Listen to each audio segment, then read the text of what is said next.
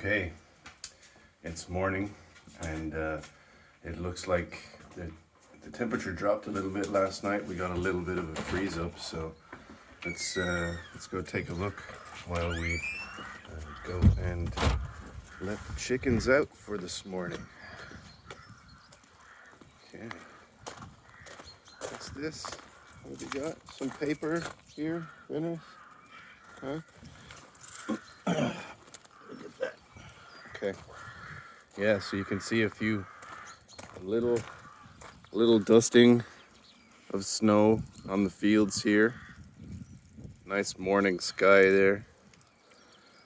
And we've got a few piles of snow here on the side of our tunnel. You can see where we did some patch jobs after this young pup here decided to chew her way into that tunnel. Let's keep going out here, let the chickens out. Oh, so we're kind of in a valley here. There's some hills around us, not that many, but you can sort of see a little bit of this snow on the hills. So let me show you that.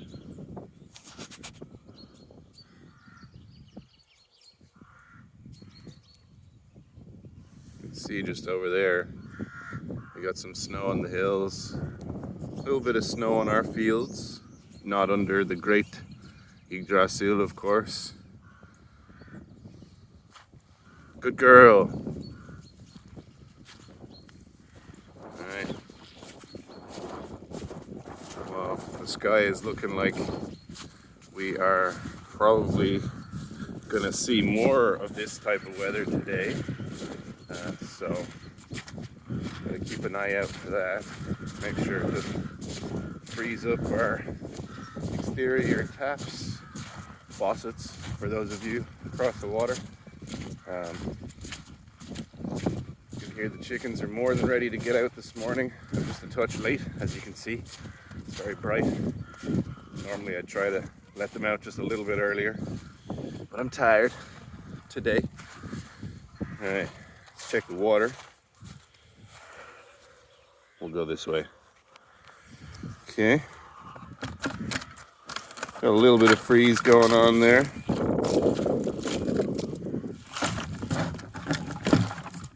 We still got plenty of liquid water in there. That's good. Our wood chip has also, or not wood chip, our oyster shell grit here has got a little bit of water in it. A little bit of ice. But it's fine. I just like to check it, make sure chickens haven't pooped in it or anything the previous day that I didn't notice. How's our feed? Doing good.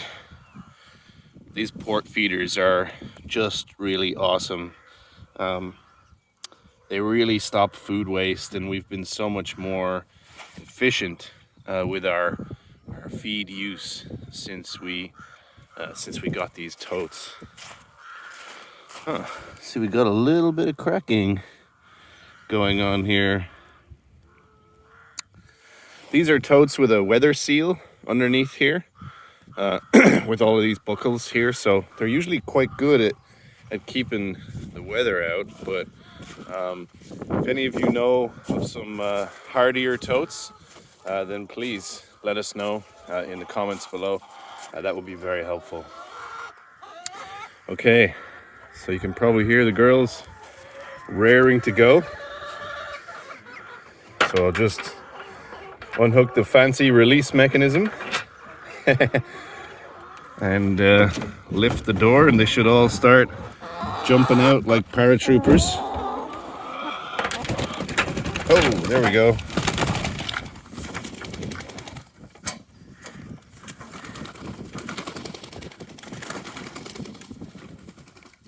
Yeah, see, they run straight over to that feeder. Because we have a maximum of 12 ports, only 12 chickens can feed at any one time, so that's usually the first 12 out of the gate, and they'll peck away and feed for a little bit, but it's actually not too long, and then they back off and let the others come out. Hey, Randy is our rooster. Randy, come on, girls. Come on. You're waiting for you're waiting for the ramp, aren't you? They're waiting for an invitation. Some of them are a little bit more delicate, and they need this this whole ramp right here.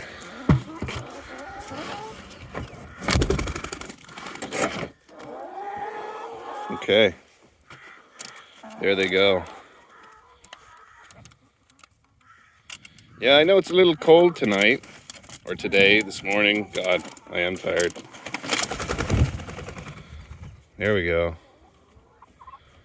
You keep an eye on them there, Fenris. Make sure no one's trying to get out while the fence is still off. All right. That's Mohawk number 2. Who else have we got in here? Just 1 or 2 girls hanging out up there. Let's see if we got any eggs this morning. Usually 1 or 2. Possibly. Let's see. Got something for me, huh? Oh yeah. Okay. There we go. Just 1 for me today. Thank you. Thank you. All right. Let's check the other side.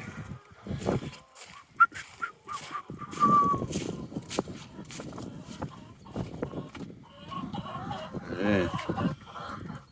Some poop, nothing, and some more poop. Generally, if I've got a pile of poop like this, I like to try and lift the bedding, because the poop is pretty dry with our chickens, so just give it a little shove the poop out there, just so it's nice and clean again. Well, sort of clean, I guess. This one, however, is kind of poop central. So, I'm gonna deal with this with 1 hand. Let me see. I'll just go like this, so you can see. I gotta put something here. I have some risers, but right now I just use my head.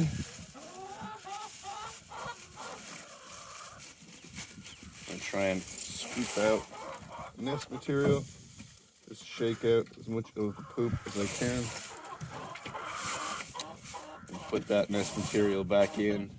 We'll change it up, later, but what I've noticed is that our chicken poop is not wet. It's pretty dry poop, so it's easy to deal with. It just kind of falls out.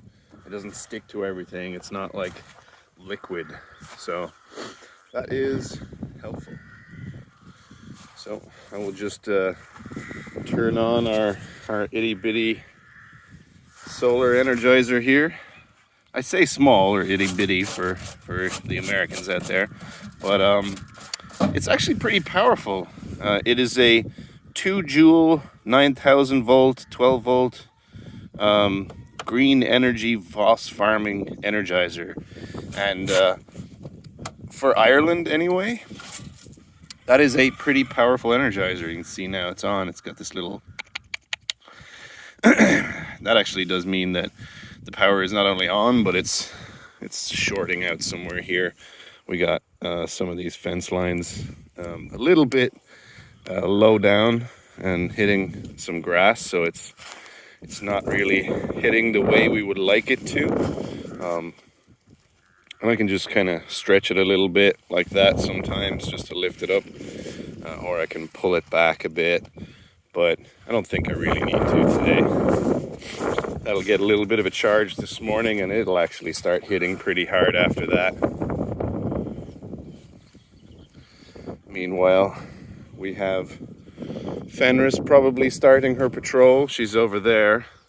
I don't know if you can see her way back over there by the orchard. So yeah, that's the chickens out for the morning, having their breakfast. I got 1 egg. In about an hour, we'll probably have about 15 eggs. I'm curious, actually, if you guys can let me know what you do with your eggs. If you're a homesteader and you have as many chickens as I do, 30 or more, what do you do with your eggs? Because we get like almost 30 a day right now, even though it's winter.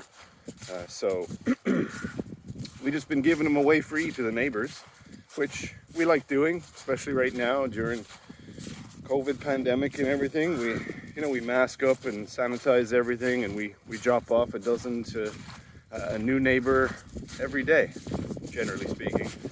That's just a nice thing to do. We don't charge for it, of course. Yeah, a little bit of goodwill during some hard times.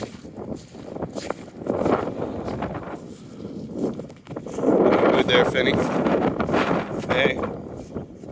Sit. Good girl. Good girl. They'll tell you that livestock guardian dogs, in particular Pyrenees Mountain Dogs, or Great Pyrenees, like she is, are really difficult to train, but and they're right. They're stubborn dogs. They like to do their own thing. They're independent, but that's what they're for. But they are trainable to a certain extent. We've got her going a little bit. Like, sit. She does that pretty good anyway. And we're getting her halter trained for those few times when we need her to be on a leash.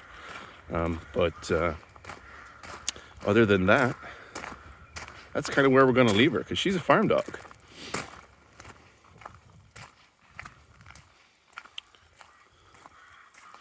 I saw on the lake this morning we had another heron fishing. I've probably scared it off with my talking and video making, but that's it for this morning. Hope y'all have a good day.